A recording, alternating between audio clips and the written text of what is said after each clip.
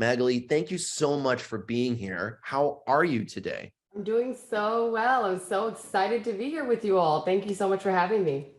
Thank you, thank you, thank you. So I'm going to pass it over to you, but I am here if you need anything, okay? Awesome. Thank you so much. And I know that one of your team is going to be looking at the chats, because if you all have any questions, my hope is that there will be a little bit of time at the end for me to review some questions and talk through some of your thoughts. But I want you all to be active in the chats. I'm excited to be here. Thank you so much for the amazing introduction. My name is Magalie René. I will repeat it again. I know it's a little unique. So excited today to be talking about the C word, building the courage to lead with compassion. Kindness will be mistaken for weakness. Compassion in the workplace is coddling. Empathy is a trap. Now, as a compassion and confidence expert, you're probably waiting for me to refute these statements, but here's the thing. They're all true. The word compassion is met with so much pushback in corporate spaces that I've dubbed it the C word. So I won't refute these statements. Instead, today, what I'll do is adjust them slightly to give you a bit more context and to make this real for you, both the fears that we have, the concerns we have around being compassionate in the workplace, and also the other side of that, how we get through that, how we get over that, and show up as empowered, strong, effective leaders who also understand how to lead with compassion. So I want to share a story. One of my collaborators had a significant, this is years ago, had a significant life transition in her family. This was in her personal life. And this was a collaborator in my business. And in the name of compassion, because of course I am a compassion expert, right? In the name of compassion, I gave her a lot of time and space for adjustments, to make adjustments, for us to make adjustments together. And as her productivity declined, which initially it totally makes sense that it would, but as it declined, as weeks turned into months, I continued to be kind. Who can relate to that? To being kind, even in the face of recognizing that something isn't working, right? That we're not being effective in our leadership. And in hindsight, from a place of responsibility, I can see now that I didn't do certain key things as I was being kind.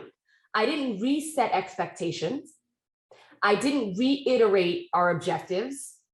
And eventually the relationship ended and we parted ways, neither of us happy, right? Those were the results of my choosing to be kind. But really, kindness without accountability gets you taken advantage of. It's just the truth. Compassion without self-respect is codependency. Empathy without boundaries is actually self-sacrifice. Soft skills that we continue to hone without also paying attention on firming up our boundaries, it makes us soft, right? And not in a good way, not in that positive, empowering way. It makes us soft in a doormat kind of way. And sometimes it's not only these kinds of concerns, right? The concerns or the fears of being soft that get in the way of our compassion. Sometimes it's righteousness. So they're not doing it my way. You know, I have a client I'm thinking of right in this moment who's collaborating with. She had to put this huge program together, and then it needed to get approved by a team, you know, the board of directors. It needed to get approved to even have all of the work, that all the time she spent, months she spent working on this, along with a few of her other colleagues. She needed to get it approved by this other entity, right? And during the meeting, I remember her sharing with me that she was so aggravated because they kept giving her pushback, and it seemed at every turn they weren't seeing the vision. They weren't getting it. And she said, I just started to check out. I found myself checking out in this meeting and I just turned off. I thought to myself, They want me and this group of people to do all the work, but they're just going to keep pushing back. They don't really want to move forward with this program. And so she was experiencing righteousness. How many of us can relate to that? You know, they're not doing it my way. I'm checking out and I'm going to let this all fall apart. And then sometimes it's not necessarily righteousness. Perhaps for you, it's professionalism. This is one that has gotten in my way personally over the course of my career, where I want to appear completely in control. And when we want to appear in control, what do? Sometimes we decide that we're not going to lean into being compassionate in the moment. Perhaps we're going to avoid the difficult conversation. Perhaps if someone's, in an emotional state, one of our colleagues, one of our team members, anyone, right, in our workplace is in an emotional state, we're going to avoid that completely because we don't want to appear to lack professionalism. So there are a lot of different reasons why we may let things get in the way of our compassion, of our compassionate leadership. And for you, I want you to be hearing this and be thinking about, where does this live for you? Where have you found yourself avoiding compassion because of one or more of these things? Maybe they all land for you. And don't get me wrong, the intention here in this talk isn't for me to have you use these excuses not to be compassionate. That's not the goal. Instead, it's for us to think about, how can we strengthen our sense of self? How can we strengthen our inner strength so we can operate from the highest level of leadership available? And in this day and age, no matter how you slice it, compassionate leadership is the highest level of leadership. We're in completely different times. We have so much access and information. People are coming to the workplace, and unlike in past times, they are bringing all of their emotions and their problems and their traumas and the media and the pressure and the health concerns. I'm just naming a few, but then there's virtual spaces. There are all kinds of things people are bringing into the workplace. And when we look at the multi-generational workplace that we have now, we really cannot expect that the leadership we've had thus far is going to work. That what's worked on Gen X, on baby boomers, is going to work on Gen Z, millennials. We have multi-generations working all together. And so we really are in a position now in this day and age where compassionate leadership is the highest level of leadership. So let's get down to it. How do we build up the courage to lead with compassion in the workplace? First, I want to talk about, what is a leader? Who is a leader? And I'm going to shake things up. I hope I have your permission. If you're in here, I'm just going to assume I have your permission to shift your perspective on some things. So when I say leader, I certainly am, of course, I'm speaking to the executives and the people leaders on this call and in this audience, those of you who are watching and listening. But I'm also speaking to those in the early stages of their careers. I want you to be listening in a way that serves where you are on your journey. I'm speaking to the parents who are returning to the workplace, people who've been out of the workforce coming in. I'm talking to all individual contributors, right? Independent contributors. Everyone listening here, I see each and every one of us as leaders in our own lives. And as a leader, I want you to be asking yourself as you listen to this talk, what can I apply from this talk to up-level my work, my relationships, my life? Those are the kinds of questions leaders ask, right? They may not ask as many, what if this happened, then what? Because those are hypotheticals. Instead, we want to be thinking about, how can I take one solid thing from this talk, apply it to my life, and up-level my leadership? Because we're all leaders. So my intention today with this talk is to help you see compassion with new eyes, empowerment. I want you to see it as empowerment. How can compassion become empowerment? And I also want you to take one thing away from this talk, again, apply it to your life to make a positive impact on your life and in the life of others. So, how do we find the courage to crush our goals? How do we find the courage to meet our deliverables, to manage up effectively, to empower our teams, to influence and inspire our colleagues, to be respected, to be valued for the work that we do while still being compassionate? 2 steps. The first is knowing yourself. I'm going to get into it, everybody. I'm going to get into it. I'm going to give you some details on exactly what I mean by knowing yourself. And the second is mastering the art of connection.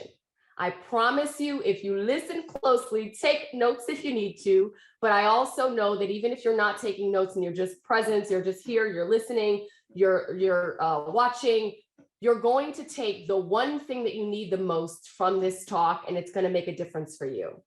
But let's start off with knowing yourself. That's about self-awareness. And I know myself when I've asked myself these 3 things. What are my needs? What are my boundaries? And what am I committed to? Now, some people know what their needs are, some don't. Some of us know what our boundaries are, some really don't. We're figuring that out. Many of us may know our needs, we may know our boundaries, but we're not really clear on what we're committed to. I'll tell you a quick story. When, I don't know if anybody remembers, what was that app that came out during the pandemic? It was like all people were on the phone. If someone remembers, drop it into the chats and maybe they can let me know. It's going to come to me. But it was like a phone app. You get on this app and everybody would be talking. I just can't remember.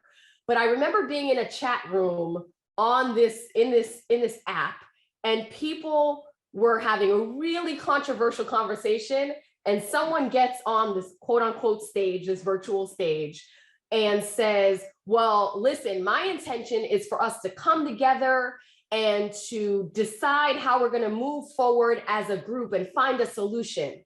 The next person who got on the stage said, well, my intention is that none of us find a solution and we sit in this problem and we discuss this problem in depth and we never come to a solution. I share this story because you may know what your needs are, you may know what your boundaries are, but you still don't know yourself and you're not fully self-aware if you haven't gotten clear on what you're committed to. Do you want to solve a problem? Do you want to come to find a solution? Do you want to compromise? Do you want to collaborate? Or do you want more stirring of the pot? Do you want more drama? Let's be real. Some of us may know what our boundaries are. We may not know what we're committed to. And when we have that disconnect, then we move into working with other people, and it's messy. It gets overly messy in ways it's unnecessary. So number one, in the ways that, in what it takes to create leadership that is also compassionate. So you've got to know yourself, those 3 things. That's step 1. What are my needs? What are my boundaries? What am I committed to? Which leads me then to step 2, mastering the art of connection. When you master the art of connection, you have really leaned into effective communication. And when we effectively communicate, when I build my ability to communicate my needs, to communicate my boundaries, to communicate my commitments, what I'm committed to effectively, then I can connect with anyone. And when I can connect with anyone, I then become the best leader. We all can think of, I want you to bring to mind someone that you know, or maybe you don't know, maybe you've seen, maybe it's a celebrity, maybe it's a thought leader, maybe it's a politician, I'd be surprised, but maybe it is, right?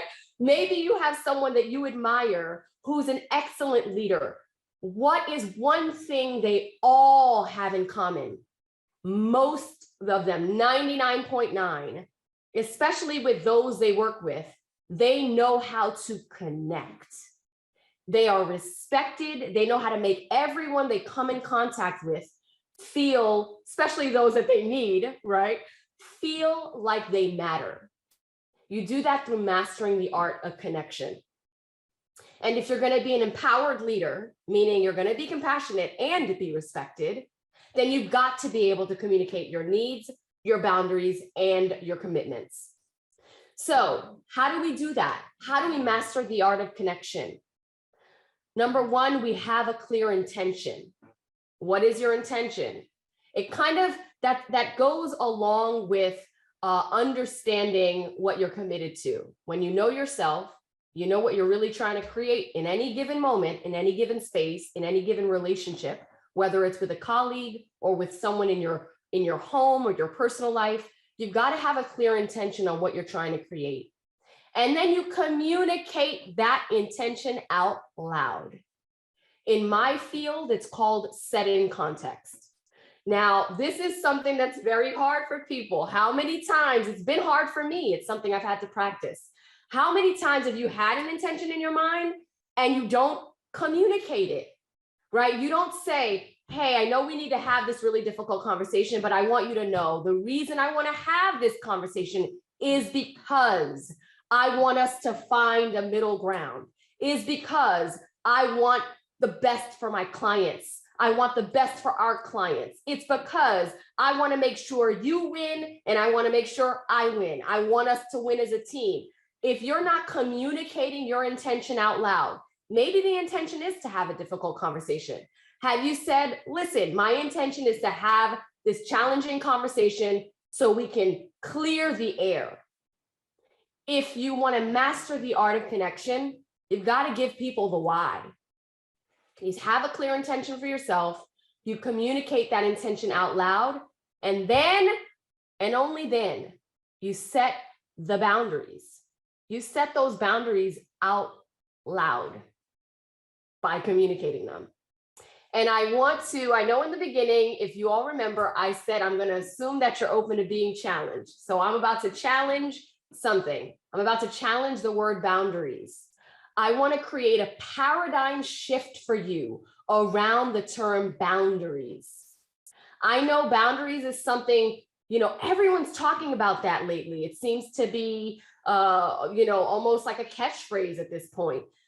But I also have seen a lot of the language around boundaries is very win-lose, right? You've got to lose and I've got to start winning.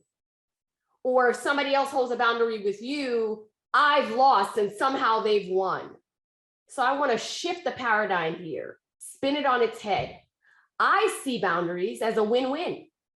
If you are meant to be, if your goal is to be a compassionate leader, and you want to build the courage to become a compassionate leader, then guess what?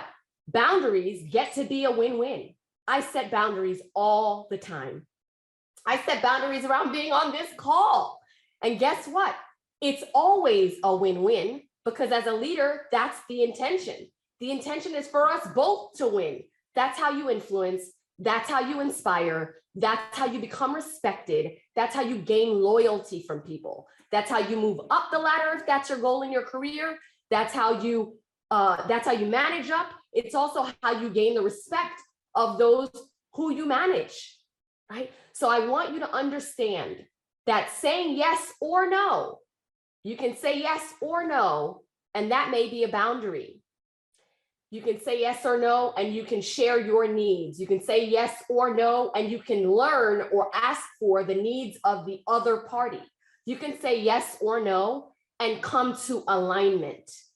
Sometimes it will be a no, but what's the win? The win may not be immediately apparent, but if you're saying no, there's a long-term win. Have you articulated that? Have you shared that? I know this may make you unhappy in the moment, but if I'm going to be the most effective, I don't know, fill in the blank, your position in your job, right? At your workplace. If I'm going to be the most effective in my position, this is what it's going to take for me to bring my A game for you. So this is what I'm saying. I'm giving you a lot of different examples. I hope I'm hitting home for a lot of different people at all levels of your careers. We work at Workplace Catalyst with executives. We work with ICs. We work with managers, everyone, right? I want to make sure this is landing for you all. So take what you will, what works for you, and leave the rest. But to go back to it, mastering the art of connection is about having a clear intention, communicating that intention out loud, AKA setting the context for people and for your teams, and then setting your boundaries, making sure though, that in the way you articulate those boundaries, you're creating a win-win. I'll give you an example. This is for this is actually my sister gave me this example. So she has she's got a hard time with mornings, everyone, but she's also a really hard worker. I've seen this girl work hours that are really unprecedented. That said, her team, they often meet really early, and true to form, her position doesn't start until a certain time. So she asked, do these meetings always have to start so early? And she said, I want to be able to be on the calls, and I'm happy to be on the calls if they need to start early, but it would be a win-win if we could have them start early, earlier than my start time, if it's important, if it's an emergency. And if not, can we make sure that it's at my start time or later? Now, this is not someone who doesn't do what she needs to do. She's an excessively hard worker. But that said, that's a boundary. That is a win-win. And she found alignment with her team. They met her where she was at, and she met them where they were at. And together they created a win-win. She gave me permission to tell this story. And it's an empowering story. So just giving you an example of how you can set boundaries and still create win-wins. However that may look for you. So that's step 2. We are first being self-aware. We are knowing ourselves. What are my needs? What are my boundaries? What am I committed to? Then we're mastering the art of connection. And that means we are taking that commitment, we are making it a clear intention, we're communicating that intention out loud to whoever needs to be communicated with, and then we're setting boundaries. And we're beginning to think about, what if this boundary could be a win-win? What might that look like how might that look in my life? What might that create on my team? What might that create with my colleagues? What might that create with the people that I'm managing up with? How might that support my team at large? Who might I be seen as if I begin to look at my boundaries as a win-win?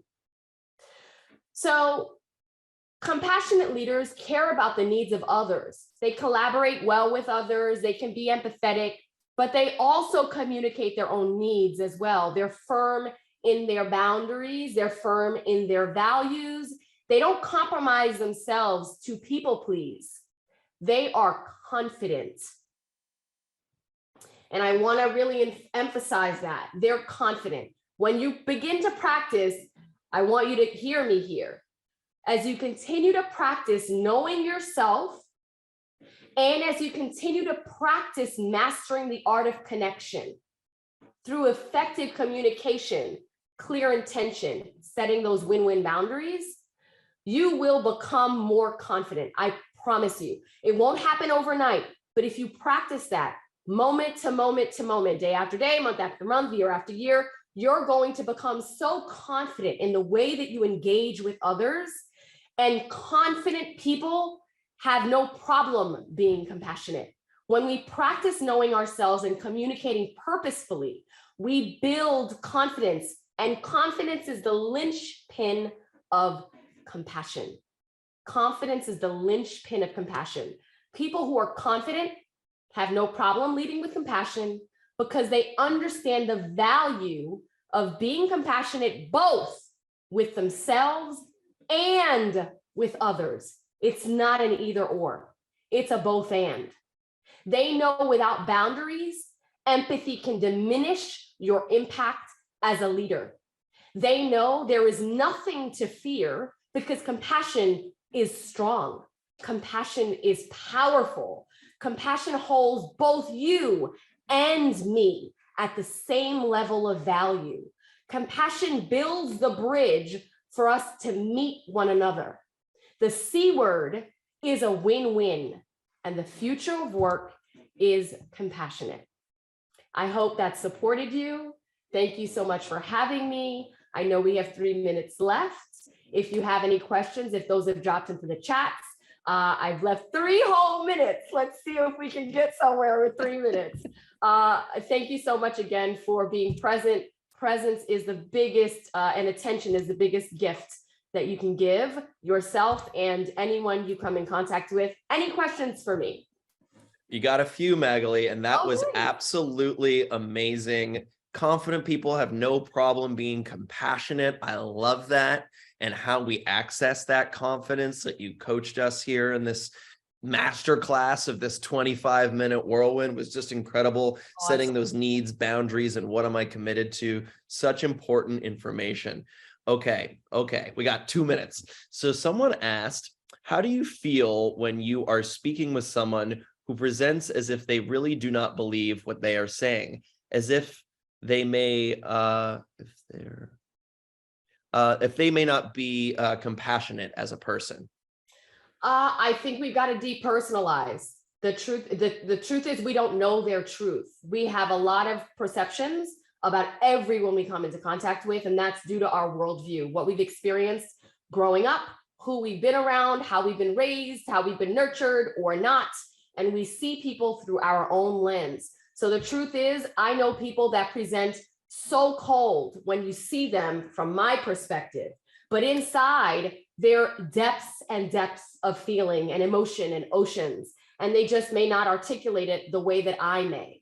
So the first thing is to depersonalize that, to come from compassion for wherever they may or may not be, and to bring your own intention and do the best you can with what you have. That's really the only control you have over that situation.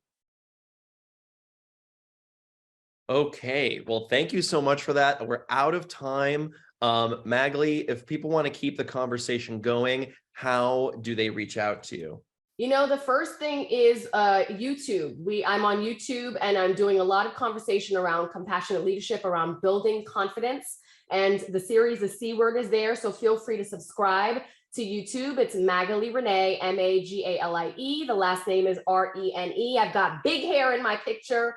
I don't have big hair right now, but you'll see me on YouTube. So subscribe there. And of course, hit the website or hit us up on Instagram. Same thing, MagalieRené.com. Same name on Instagram, but there is an underscore in between the 2 names on Instagram. Happy to connect with you. Feel free to connect with us and join our, there are so many things. You can join our subscriber list, and I can email you there. You can email info@MagalieRené.com if you'd like to have us work with you or come into your organizations. Thank you so much for having me. I hope that answered all your questions. Awesome. Thank you so much, Magalie, for making the time today. I am going to take that with me today, and I hope you have a great rest of your day. Thank you. Take care. Take care now.